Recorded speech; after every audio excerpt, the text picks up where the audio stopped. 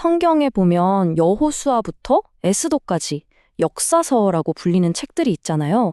근데 막상 읽어보면 우리가 학교에서 배우는 그런 역사책이랑은 분위기가 너무 다른 거예요. 오늘 분석에서는 바로 이 수수께끼를 한번 풀어보려고 합니다. 네, 바로 이겁니다. 성경의 역사서는 대체 왜 이렇게 낯설게 느껴질까요? 아니, 정말 잔인한 전쟁 이야기가 나오고요.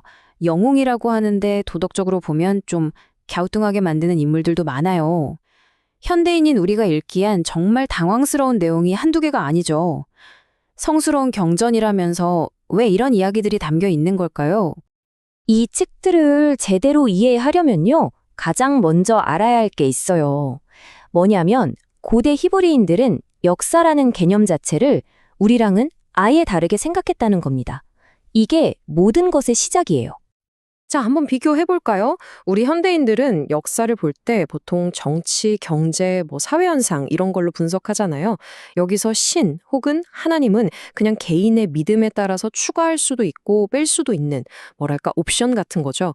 하지만 고대 히브리 사람들한테는요, 신적인 영역과 일상적인 영역이 전혀 분리되지 않았어요.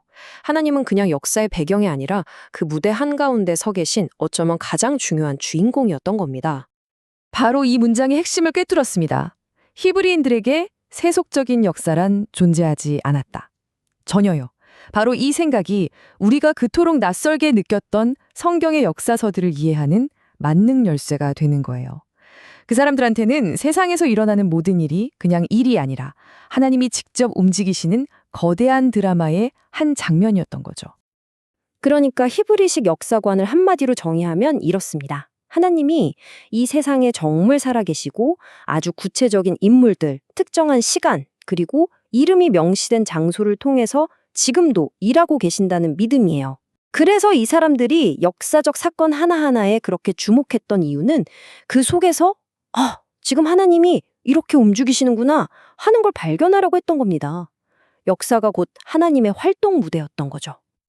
자, 그럼 이제 구체적인 예시를 한번 볼까요?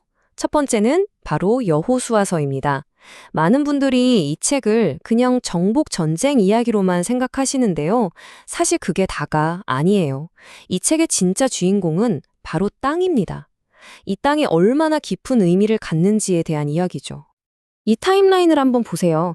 이스라엘 백성의 역사가 얼마나 절박했는지 한눈에 보입니다. 거의 500년 전 그들의 조상인 아브라함, 이삭, 야곱은 땅이 없는 유목민이었어요. 그리고 400년이 넘는 시간 동안 이집트에서 노예로 살았죠. 거기서 나와서도 40년 동안이나 광야를 떠돌았고요. 그러니까 거의 반천년 동안 자기 땅 없이 살아온 민족인 거예요. 노예로 또 유랑민으로요. 이런 사람들에게 약속의 땅이라는 게 얼마나 간절했겠어요. 이건 그냥 집 짓고 사는 것, 그 이상의 의미였던 겁니다. 네, 바로 이게 여호수아서의 핵심이에요. 수백 년 동안 노예로 또 떠돌이로 살았던 한 민족의 아픈 역사를 끝내고 가나안이라는 아주 구체적인 장소에 그리고 하나님의 약속 위에 그들의 삶을 단단히 뿌리내리게 하는 이야기인 거죠. 이건 단순한 이사나 정착이 아니라 한 민족의 정체성을 완전히 새로 세우는 정말 거대한 사건이었던 겁니다. 그런데 아마 많은 분들이 여호수아서를 읽다가 딱 막히는 부분이 있을 거예요. 바로 그 끔찍한 폭력성 때문이죠. 도시 전체를 진멸하라, 즉 모두 죽이라는 그 명령, 정말 충격적이잖아요. 이 불편한 문제를 한번 정면으로 들여다보겠습니다. 그럼 당시 시대적 배경을 좀 살펴볼 필요가 있습니다. 기원전 13세기 가나안 문화가 어땠냐면요. 성경은 이 전쟁을 단순한 땅 따먹기가 아니라 당시에 만연했던 아주 부패한 문화와의 정면 충돌로 그리고 있어요. 예를 들면 자기 자식을 신에게 제물로 바치는 끔찍한 일이 있었고요. 신전에서 매춘이 이뤄지기도 했습니다. 한마디로 자기 욕심을 채우려고 가장 약한 사람들을 이용해서 신을 조종하려는 그런 문화였던 거죠. 성경은 이런 문화에 대한 심판의 성격이 강했다고 설명합니다. 결국 여기서 우리가 알 수 있는 건 성경이 말하는 신앙은 결코 뜬구름 잡는 추상적인 이야기가 아니라는 거예요. 여호수아서를 보면 수많은 지명, 사람들 이름이 정말 꼼꼼하게 다 기록되어 있거든요. 그리고 전쟁이라는 이 끔찍하고 불편한 현실을 피하지 않고 그대로 보여주죠. 왜 그럴까요? 신앙이란 건 바로 이렇게 지저분하고 복잡한 현실 속에 단단히 발을 딛고 서야 한다는 걸 보여주는 겁니다. 이게 바로 이 책이 우리에게 말하는 방식이에요. 자, 이제 두 번째 책으로 넘어가 보죠. 바로 사사기입니다. 와, 여호수아서가 그래도 땅에 정착하는 좀 희망적인 이야기였다면 사사기는요, 우리를 그냥 혼돈과 충격의 소용돌이 속으로 확 밀어넣어 버립니다. 마음의 준비를 좀 하셔야 할 거예요. 지금 화면에 나오는 단어들만 봐도 정말 숨이 턱 막히지 않으세요? 섹스와 폭력, 강간과 학살, 잔인함과 속임수. 이게 성경에 나오는 이야기라니 믿기지가 않죠. 우리가 보통 경전이라고 하면 떠올리는 그런 거룩한 이미지와는 완전히 정반대예요. 심지어 사사라고 불리는 지도자들조차 와 정말 하나같이 결함투성이인 사람들이었습니다. 그럼 당연히 이런 질문이 들 수밖에 없어요. 아니, 대체 이게 어떻게 구원의 이야기가 될 수 있는 거죠? 이 끔찍하고 막장 같은 이야기 속에서 뭘 배우라는 걸까요? 그런데 바로 이 지점에서 사사기가 던지는 아주 역설적이고 깊은 메시지가 드러납니다.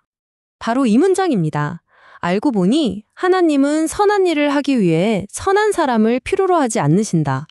와, 정말 놀랍지 않나요? 하나님은요, 사람들이 완벽하고 이상적인 모습이 될 때까지 기다리시는 게 아니라 그냥 있는 모습 그대로, 그 부족하고 엉망인 모습 그대로를 데리고 일하신다는 거예요.